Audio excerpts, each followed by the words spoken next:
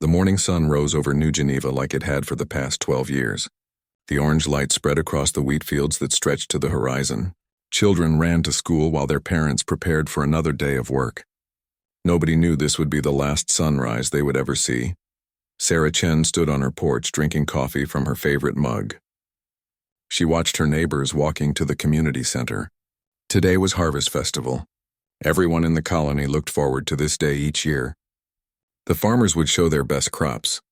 The children would sing songs. The whole community would feast together under the stars.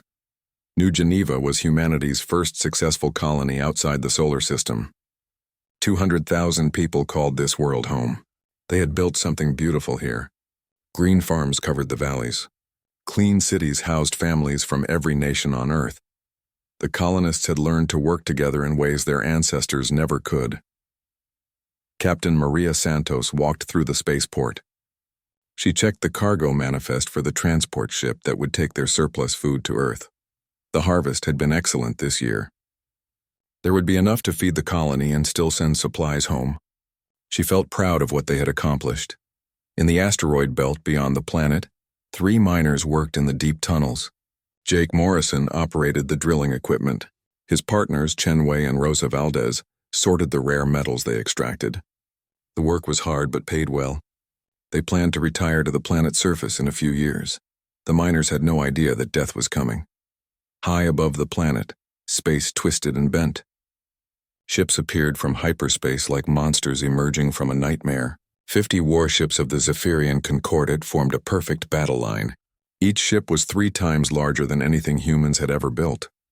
Admiral Kethvar stood on the bridge of his flagship. His blue skin gleamed under the harsh lights. His forearms moved across the control panels with deadly precision. Behind him, representatives from 2 other alien species watched with cold satisfaction. "Begin recording," Admiral Kethvar ordered. His voice carried the authority of someone who had destroyed worlds before. "Let all species in this galaxy witness what happens to those who forget their place." The recording device is activated. This message would be broadcast across the galaxy through hyperspace channels. Every spacefaring civilization would see what happened next. The Zephyrian Concordat wanted everyone to know that humans were nothing special. Humans of New Geneva. The Admiral's voice boomed across all communication frequencies. "Your species has shown arrogance. You expand into space without permission. You claim worlds without asking the rightful rulers of this galaxy. Today you learn the price of your foolishness." Sarah Chen dropped her coffee mug. It shattered on the porch steps. She stared up at the sky where alien ships hung like dark clouds. Her heart pounded as she realized what was about to happen. "All citizens, this is emergency command." The colony speakers crackled to life. "Alien ships have entered our system. Move to emergency shelters immediately. This is not a drill." People ran through the streets. Parents grabbed their children. Emergency sirens wailed across every city, but the colonists knew it was too late. They had no weapons that could fight ships like these. Their small defense force had only patrol boats meant to stop pirates. Commander David Park sat in the colony's defense center. His hands shook as he tried to contact Earth. The communication array could send a message, but it would take months to reach home. Earth would know what happened here, but they could not send help in time. "Sir," his communications officer said with a trembling voice, "the alien fleet is charging weapons." In space, the Zephyrian ships began to glow with deadly energy. Massive cannons turned toward the planet below. Each weapon could crack the planet's crust and boil the oceans. 50 such weapons aimed at one small world. The people of New Geneva hugged their families in the emergency shelters. Some prayed. Others simply held each other close. They had always known that their little colony was fragile. Now they understood just how fragile it truly was. Deep in the asteroid mines, the 3 miners felt the ground shake. Their equipment registered massive energy readings from the planet. "What's happening down there?" Jake asked, checking his instruments. "I don't know," Chen Wei replied, "but those readings are impossible. Nothing natural could our." The first energy beam hit New Geneva's northern continent. The explosion lit up space like a new star. The ground turned to glass. The atmosphere caught fire. Everything that humans had built over 12 years vanished in seconds. More beams followed. Each one targeted a different city. The alien ships fired with mechanical precision. They did not aim to conquer the world. They aimed to erase every trace that humans had ever lived there. The miners watched their home die. Through their helmet radios, they heard the final transmissions from the planet. Screams, prayers, last words of love, then silence. Within 1 hour, New Geneva was gone. The green fields had become glass craters. The clean cities were clouds of ash floating in the poisoned atmosphere. 200,000 people had been murdered without mercy. Admiral Kethvar reviewed the destruction with satisfaction. His orders had been carried out perfectly. The recording would show the galaxy that humans were weak. Any species that defied the Concordat would meet the same fate.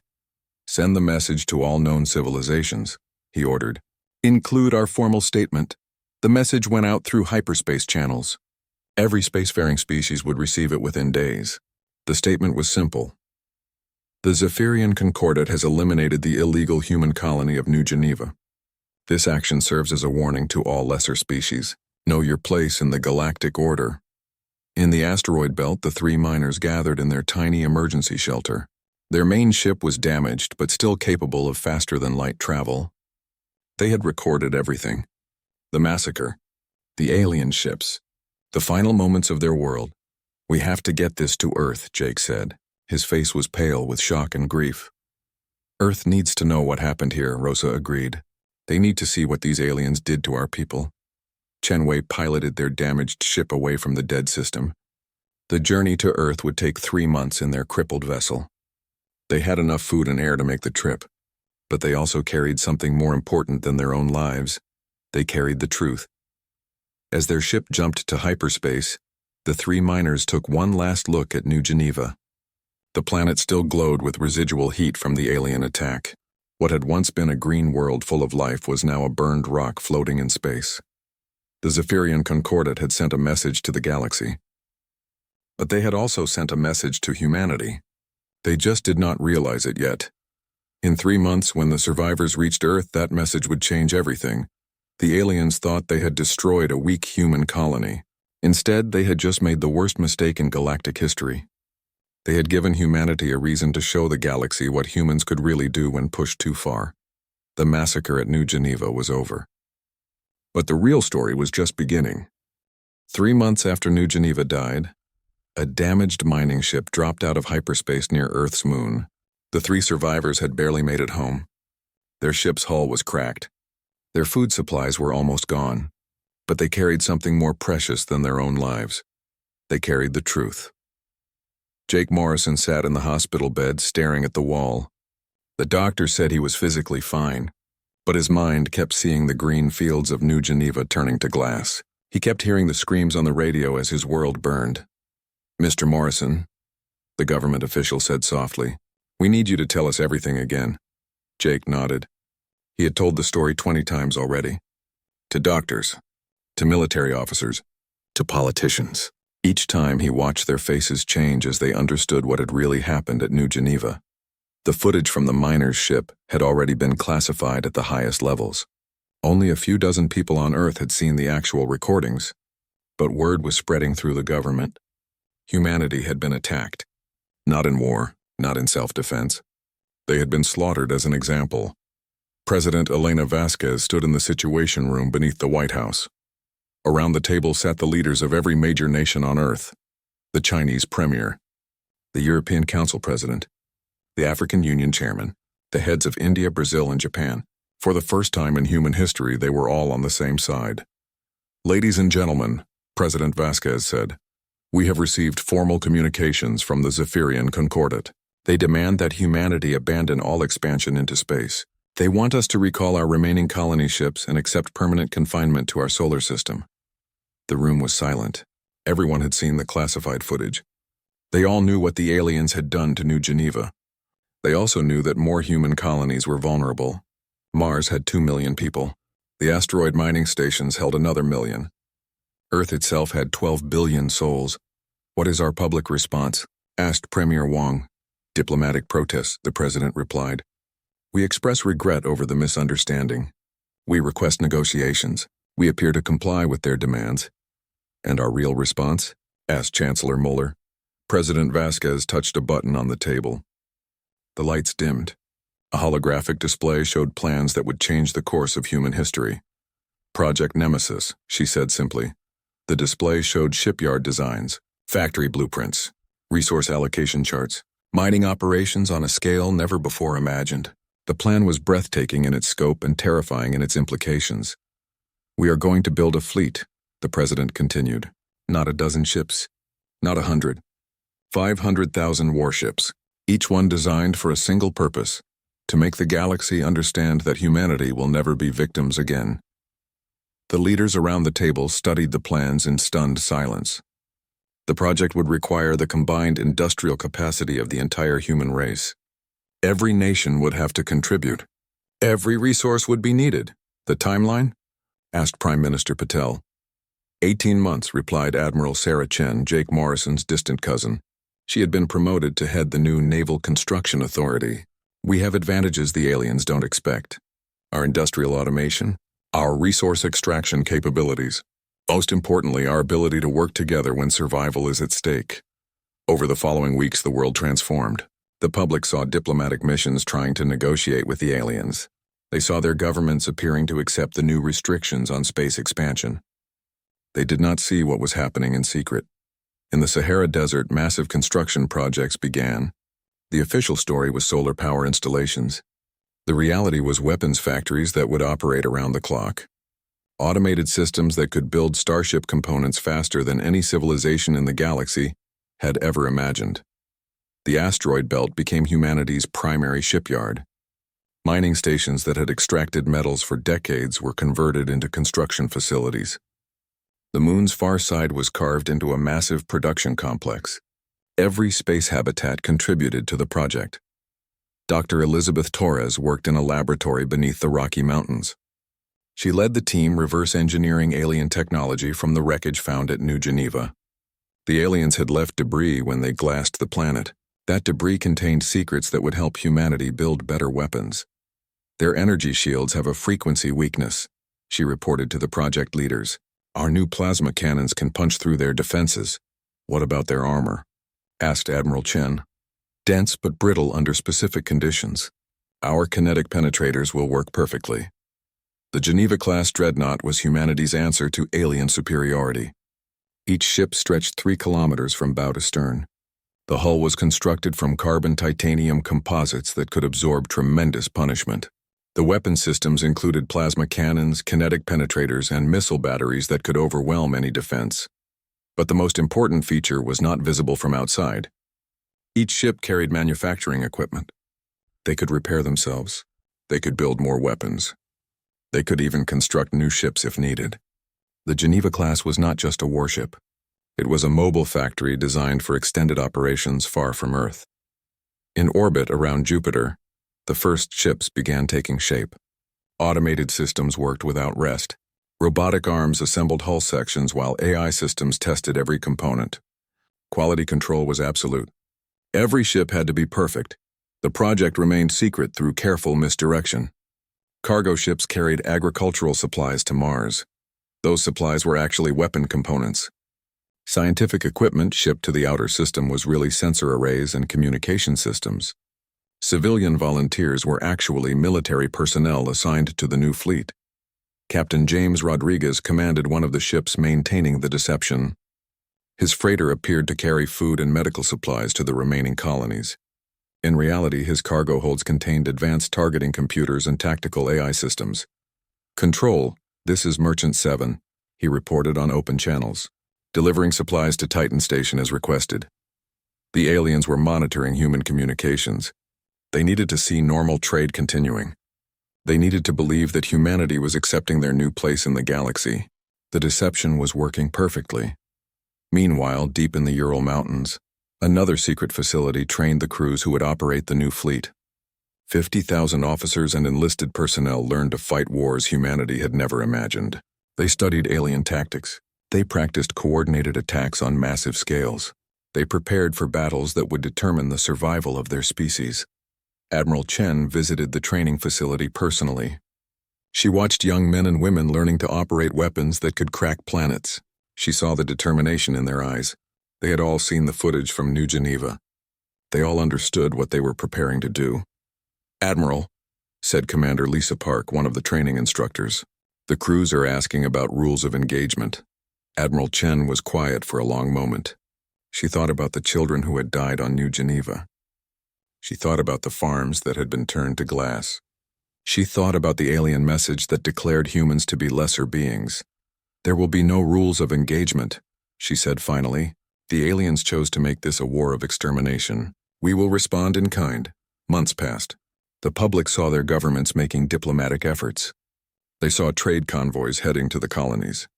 They saw life apparently returning to normal after the tragedy at New Geneva. They did not see the greatest military construction project in human history. In the Jupiter system, the first squadron of Geneva-class dreadnoughts completed their trials. Each ship performed perfectly. The weapon systems exceeded all expectations. The manufacturing capabilities worked flawlessly. Humanity was building something the galaxy had never seen before. Admiral Chen stood on the observation deck of Titan Station, watching the new ships conduct maneuvers. Their hulls gleamed in the distant sunlight. Their weapons tracked imaginary targets with deadly precision. In a few more months, there would be enough ships to begin the mission. Status report, she requested. 40,000 ships completed and operational, her aide replied. Production rate increasing daily. We're ahead of schedule. Admiral Chen smiled grimly. The aliens thought they had cowed humanity with their display of power. They believed humans would accept permanent subjugation rather than risk another massacre. They were about to learn how wrong they could be. Earth was no longer just a planet. It had become a weapon pointed at the heart of the galaxy. Soon, very soon, it would be time to pull the trigger. The Zephyrian Concordat had sent humanity a message written in the ashes of New Geneva. Soon, humanity would send a reply written in the wreckage of alien worlds. The real war was about to begin. The sun never set on human industry. Across the solar system, construction continued without pause. From Mercury's solar forges to Neptune's ice refineries, every facility worked toward a single goal. Humanity was building the largest fleet in galactic history. Dr. Amanda Foster stood in the control center of Luna Prime, watching production statistics stream across dozens of screens. The numbers were staggering. Every day, the automated factories completed another 100 Geneva-class dreadnoughts. Each ship was identical to the last, built to specifications that pushed the limits of human engineering. Status report from Sector 7, her assistant called out. Hull assembly complete on ships 78-401 through 78-500, came the reply. Moving to weapons installation. Amanda nodded, making notes on her tablet. The production process had been refined to mechanical perfection. Raw materials flowed in from asteroid mining operations. Automated systems transformed metal and composites into starship components. Assembly lines that stretched for kilometers put the pieces together with robotic precision. The scale was beyond anything humanity had ever attempted. The Great Wall of China had taken centuries to build. The Geneva fleet would be completed in 18 months. Every nation on Earth had contributed their best engineers and their most advanced technology to make this possible. In the asteroid belt, Chief Engineer Marcus Kim supervised the conversion of Mining Station Alpha 7 into a ship construction facility. The process had taken months of careful planning. The station's ore processing equipment was modified to produce starship armor plating. Its refineries now created the exotic alloys needed for faster-than-light drives. Kim to control, he spoke into his communicator. Station Alpha 7 is online, beginning production of hull sections for ships 45,000 through 50,000. The response came from Earth immediately. Confirmed, Alpha 7. Materials shipment en route from Jupiter. ETA 14 hours. Marcus smiled as he watched the first hull sections emerge from the production line. Each piece was perfect. The manufacturing tolerances were tighter than anything attempted before. These ships would need to survive battles against technology centuries ahead of human capabilities. The key to success was automation. Human workers designed the systems and supervised the construction, but robots did most of the actual work. Machines could operate in the vacuum of space. They never tired. They never made mistakes. They could work continuously for months without maintenance. On Europa, the ice mining facilities had been converted to produce the exotic materials needed for energy weapons. Dr. Catherine Wong led the team that extracted rare isotopes from the moon's frozen ocean. These isotopes would power the plasma cannons that could penetrate alien armor. "The yield is exceeding projections," she reported during the daily briefing. "We're producing 20% more weapon-grade plasma than originally calculated." Admiral Chen participated in these briefings from her command ship in the Jupiter system. She watched the production numbers climb higher each day. The fleet was growing faster than even the most optimistic projections had suggested. "What about crew training?" she asked. "All training facilities are operating at full capacity," replied General Harrison from the Military Academy on Mars. "We're graduating qualified crews for 50 ships per day. Combat simulations show readiness levels above 90%. The training program was as intensive as the construction effort. Young men and women from every nation learned to operate weapon systems they had never imagined. They studied alien tactics from the data recovered at New Geneva. They practiced coordinated attacks involving thousands of ships working together. Lieutenant Sarah Park completed her final examination in Starship Command. She had trained for 8 months to qualify as a Geneva-class captain. The course covered everything from navigation to weapons systems to damage control. Every graduate could operate their ship alone if necessary. "Congratulations, Captain Park," her instructor said, handing her the rank insignia. "Report to Luna Prime for ship assignment." Sarah felt the weight of responsibility settle on her shoulders. In a few months, she would command a ship capable of destroying entire cities. The Geneva-class dreadnoughts were the most powerful weapons humanity had ever created. They would need to face the forces that had murdered New Geneva. The ship designs incorporated every lesson learned from studying alien technology. The hulls were built in overlapping sections that could seal automatically if damaged. The weapon systems had multiple backup power sources. The life support could sustain a crew for years in deep space. But the most innovative feature was the manufacturing capability built into each ship. Every Geneva-class dreadnought carried automated factories that could produce ammunition, spare parts, and even small ships. This meant the fleet could operate independently for extended periods without returning to base. Dr. Robert Chen, the lead designer, explained the concept to a gathering of fleet commanders. "Each ship is essentially a mobile shipyard. If we lose vessels in combat, the surviving ships can replace them. The fleet can actually grow stronger during a long campaign." The tactical implications were revolutionary. Previous space navies were limited by their supply lines. They had to return to base for repairs and resupply.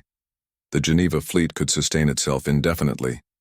It could fight wars of attrition that would exhaust any enemy. Security around the project remained absolute.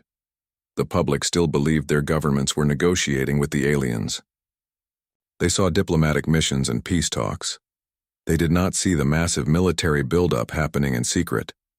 Captain Rodriguez continued his cover missions, transporting what appeared to be civilian supplies to the outer colonies. His ships manifest listed agricultural equipment and medical supplies.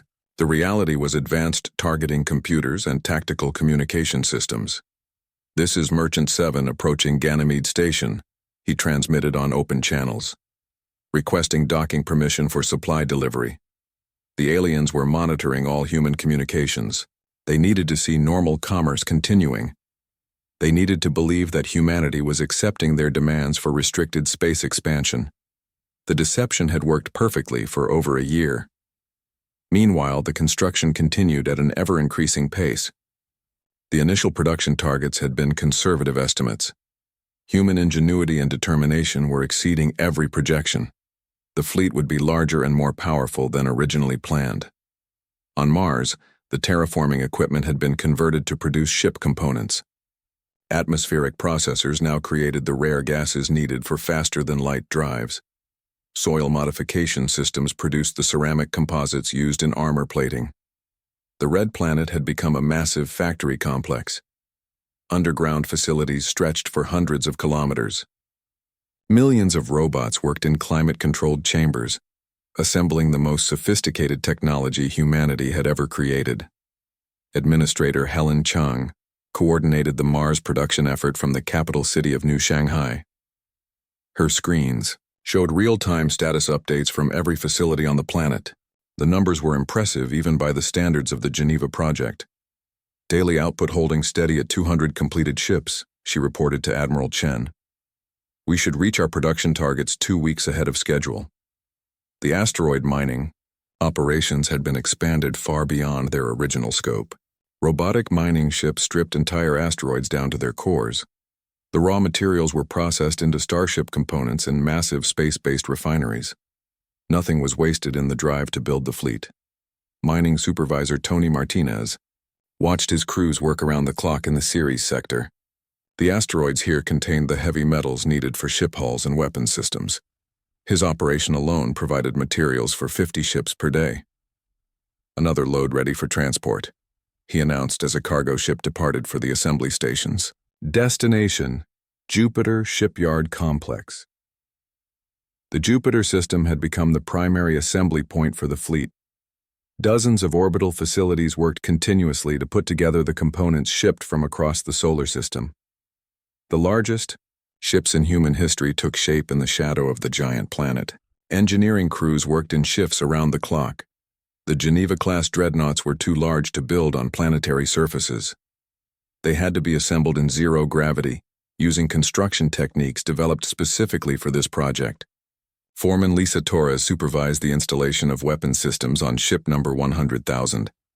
It was a milestone that marked the halfway point of the construction program. In a few more months, humanity would possess the largest battle fleet in galactic history. Primary plasma cannon installation complete, she reported. Ship 100,000 is ready for systems testing. The testing program was as thorough as the construction process. Every ship underwent weeks of trials to ensure perfect performance. Weapons were fired at test targets. Engines were pushed to their limits. Life support systems were tested under extreme conditions. No ship would join the fleet until it met every specification. The stakes were too high for anything less than perfection. When the Geneva fleet finally revealed itself, it would need to be absolutely ready for war.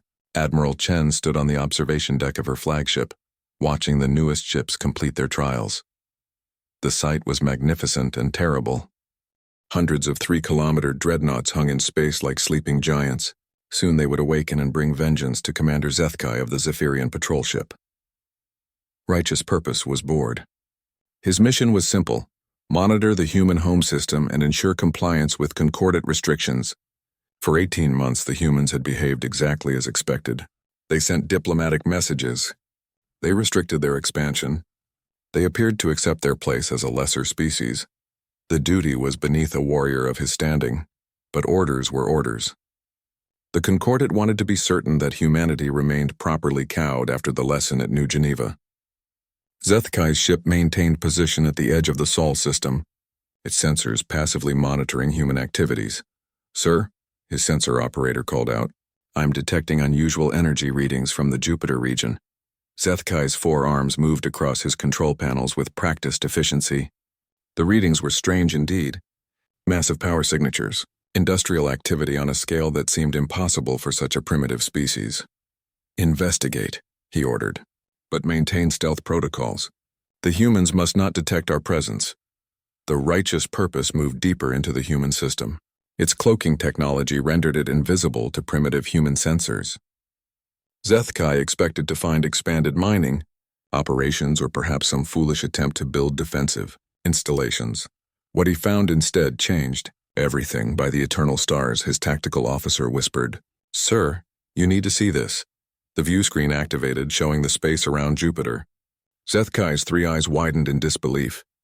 Where there should have been empty space and a few mining platforms, he saw the impossible. Ships. Thousands upon thousands of ships. Each vessel was enormous, dwarfing anything in the Zephyrian fleet. They hung in perfect formation like a sleeping armada. The energy signatures from their reactors alone exceeded the total power output of most civilized worlds. "How many?" Zethkai asked, his voice barely above a whisper. "Sensors are still counting, sir. Current tally is over 200,000 vessels, all of identical design, all appearing to be warships." Zethkai felt fear creep into his consciousness. The Zephyrian Concordat possessed perhaps 10,000 ships across their entire empire. These humans had built 20 times that number in secret. The implications were staggering. Transmit all sensor data to the Concordat immediately, he ordered. Maximum priority. We need to. Alarms suddenly blared throughout the ship. The stealth systems flickered and failed. On the view screen, one of the massive human ships had turned toward them. Weapon ports were opening along its hull. Sir, they've detected us, the sensor operator reported unnecessarily. Impossible. Our cloaking technology is centuries ahead of anything humans possess. But even as he spoke, Zethkai knew the truth. These were not the same humans who had begged for mercy at New Geneva. These humans had learned. They had adapted. They had built something terrifying. A communication signal reached the righteous purpose. The image that appeared on the screen showed a human female in military uniform. Her expression was cold and professional. "This is Admiral Sarah Chen of the United Earth Naval Forces," the woman said. "You have entered restricted space without authorization. Identify yourself and state your intentions." Zethkai straightened in his command chair. No human had ever addressed a Zephyrian officer with such authority. The arrogance was beyond belief. "I am Commander Zethkai of the Zephyrian Concordat. This system is under our jurisdiction. You will explain the presence of this illegal fleet." Admiral Chen's expression did not change. "You destroyed our colony at New Geneva without provocation. You murdered 200,000 innocent civilians. This fleet exists to ensure that never happens again. Your species was given clear instructions. Expansion beyond your home system is forbidden. These warships violate Concordat law." "Concordat law?" Admiral Chen's voice carried a dangerous edge. "Your law died with the children on New Geneva. We recognize no authority save our own." Zethkai felt his confidence wavering. This human showed no fear, no respect for Concordat superiority. Behind her, he could see the bridge of her ship. The technology visible there looked impossibly advanced. "You cannot possibly believe you can challenge the might of the Concordat," he said. "Our empire spans 1,000 worlds. Our fleets have dominated this galaxy for millennia. Your empire never faced humanity before," Admiral Chen replied. "You wanted to teach us our place in the galaxy. Congratulations, you succeeded. Our place is wherever we choose to put ourselves." The communication ended abruptly. Zethkai stared at the blank screen, his mind racing. He had to report this development to the Concordat immediately. But first he needed more information about what the humans had built. "Full sensor sweep," he ordered. "I want detailed scans of every ship in that formation." The results were even more terrifying than he had feared. Each human vessel carried enough firepower to crack a planet's crust. Their armor was composed of materials the Zephyrians had never seen before. Most disturbing of all, the ships appeared to be equipped with manufacturing capabilities. "Sir," his science officer reported, "these vessels can reproduce themselves. If our analysis is correct, this fleet could double in size within months." Zethkai felt cold dread in his chest. The Concordat had created a monster. In trying to crush human expansion, they had instead forged humanity into the greatest military force the galaxy had ever seen. "Set course for Concordat space," he ordered. "Maximum speed." The righteous purpose fled the Sol system, carrying news that would shatter the peace of the galaxy. But even as they escaped, more human ships were moving into position. The massive fleet was awakening from its construction slumber. Admiral Chen stood on the bridge of her flagship, the New Geneva's Pride. Around her, tactical displays showed the positions of 500,000 completed ships. The largest battle fleet in galactic history was finally ready for its mission. "Admiral," her communications officer reported, "the Zephyrian scout ship has entered hyperspace." "Should we pursue?" "No," Admiral Chen replied. "Let them carry word back to their masters. Let the Concordat know what's coming." Captain Sarah Park commanded one of the ships in the vanguard. Her Geneva-class dreadnought, Remembrance, was part of the first wave that would enter Zephyrian space. She had trained for this moment since the day the construction project began. "All ships, this is Admiral Chen." The fleet-wide communication began. "You have all seen the recordings from New Geneva. You know what these aliens did to our people. Today we begin our response." Across the massive formation, 500,000 crews listened to their commander's words. They had trained together. They had built this fleet together. Now they would fight together. "The Zephyrian Concordat believes that might makes right," Admiral Chen continued. "They believe that superior technology grants them the authority to murder innocents. Today we test that philosophy. The fleet began to move. Engines that could power entire cities ignited simultaneously. The formation maintained perfect cohesion as 500,000 ships accelerated toward the edge of the solar system. Our mission is simple, the Admiral's voice carried across the fleet. We will dismantle the Concordat piece by piece. Every shipyard, every military base, every world that supported the massacre at New Geneva. We will show the galaxy what happens when humanity is pushed too far. On distant Zephyria Prime, emergency sessions were being called. The scout ship's report had reached the highest levels of the Concordat government. Panic was beginning to spread through the alien leadership. 100,000 ships. Supreme Commander Vashita's voice carried disbelief. This is impossible. Our intelligence reports showed the humans accepting our demands. The evidence is undeniable, his aide reported. They built this fleet in complete secrecy. Our monitoring was deceived by false signals and misdirection. Supreme Commander Vashta studied the tactical projections. Even if the Concordat assembled every ship from every member species, they could field perhaps 50,000 vessels. The humans outnumbered them 10 to 1.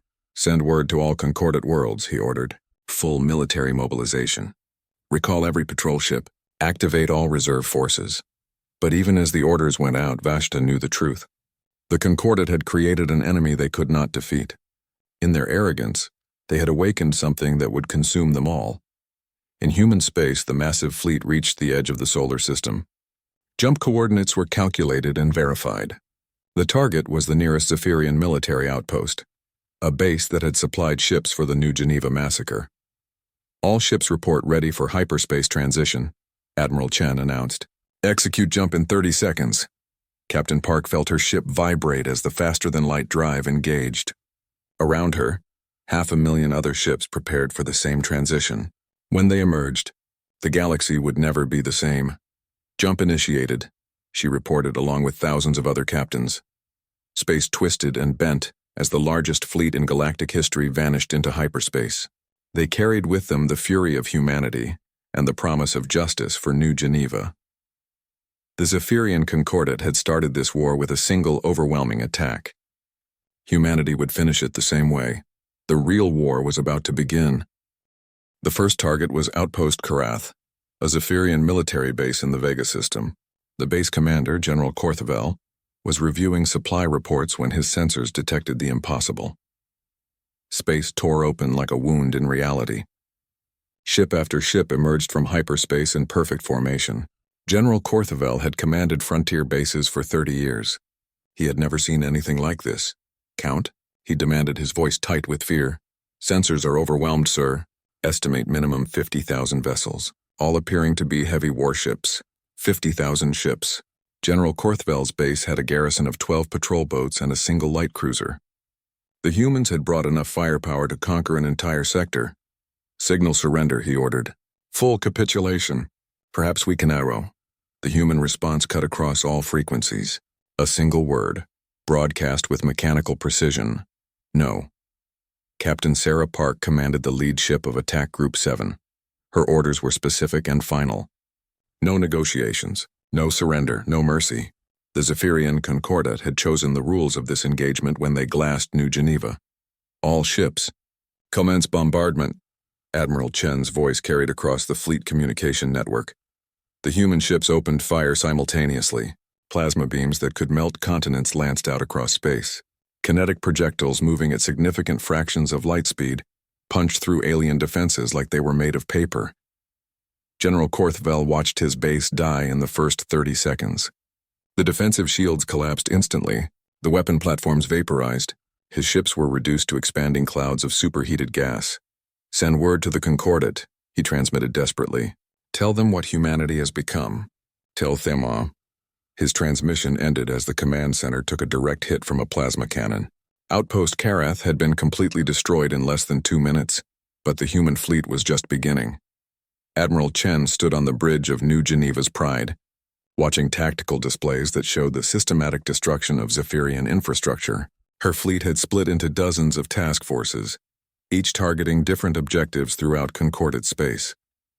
Report from Task Force Bravo, her communications officer announced. Shipyard Complex Zeph 7 has been eliminated. No survivors. Task Force Delta reports successful destruction of supply base Mordak. Moving to secondary objectives, the reports continued in a steady stream. The human fleet was dismantling the Zephyrian Concordat with ruthless efficiency. Every military installation, every shipyard, every base that had supported the New Geneva massacre. On Zephyria Prime, Supreme Commander Vashita watched his empire collapse in real time. Communication nodes went dark one by one. Entire sectors fell silent as human task forces swept through Concordat space like a plague. Status of our counterattack? He demanded. The Third Fleet engaged the humans at Rigel Station, his aide reported. Complete loss. All 800 ships destroyed. Human casualties, 0. Vashita felt despair creep into his consciousness. The Concordat's finest battle fleet had been annihilated without inflicting a single loss on the enemy. These humans fought with technology and tactics that seemed impossible. What about our allies? The hegemony? The Trade Federation? They're abandoning us, sir. The hegemony has formally withdrawn from the Concordat. The Trade Federation is offering tribute to the humans in exchange for neutrality. The great alliance that had ruled the galaxy was crumbling. The member species had seen what happened to purely Zephyrian forces. None wanted to share that fate. Captain Rodriguez commanded Task Force Echo, assigned to eliminate Concordat supply lines. His ships moved through space like predators, hunting down merchant vessels and transport convoys. Contact bearing 27 Mark IV, his sensor operator reported. Zephyrian freighter heavily loaded. Standard protocol, Rodriguez ordered. Scan for contraband, then eliminate. The freighter captain tried to surrender, claiming to carry only civilian supplies. The scan revealed weapons components bound for a Concordat fortress world. The ship was vaporized within seconds. This was total war. The Zephyrian Concordat had chosen to target civilians at New Geneva. Humanity had learned the lesson well. No Concordat ship would be spared. No base would be overlooked. No world would escape judgment. Admiral Chen received reports from across the theater of operations. The systematic destruction was proceeding exactly as planned. But the most important target still lay ahead. Signal the fleet, she ordered. All task forces converge on Zephyria Prime. It's time to end this. The human armada began moving toward the Concordat capital world. 500,000 ships in perfect formation, carrying the fury of humanity and the promise of final justice. On Zephyria Prime, panic gripped the population. Refugees from destroyed worlds told stories of human ships that appeared without warning and left only wreckage behind. The aliens who had considered themselves the galaxy's masters now faced extinction.